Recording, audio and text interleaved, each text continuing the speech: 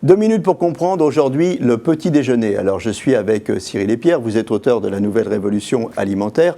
Le petit déjeuner, docteur, est-ce que je suis obligé d'en prendre un ? Alors non, on va casser un petit peu des croyances depuis plusieurs années, mais en fait non, si on n'a pas faim, on n'a pas besoin de manger. Il faut savoir que la faim est un symptôme d'alerte, comme la douleur. Et si la faim n'est pas là, ça veut dire que le corps n'a pas besoin de remplir la réserve, puisqu'elle n'est pas suffisamment basse. Donc ce n'est pas absolument nécessaire. Toujours savoir que l'on peut écouter son corps et être plus à l'écoute de ses sensations que des messages ambiants. Et ça, c'est toujours quelque chose d'intéressant à faire lorsqu'il s'agit de parler d'alimentation ou de confort. Donc on casse le mythe du petit déjeuner, le repas le plus important de la journée, qu'on nous serine depuis oui, d'autant plus qu'il y a des études très récentes qui montrent que de faire par exemple 16 heures d'absence de prise alimentaire sur 24 heures améliore énormément de paramètres, notamment au niveau de l'inflammation de faible grade et de tout ce que ça découle.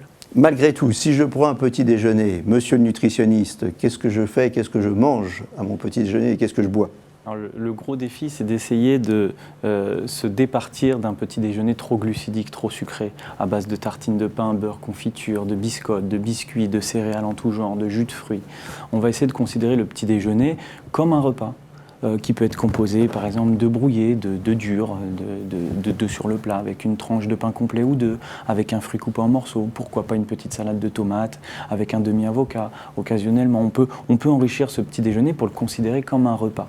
Et à ce moment-là, on pourra parler du petit déjeuner comme un des repas les plus importants, si on le considère comme un repas et non pas comme un 4 heures, un goûter très sucré.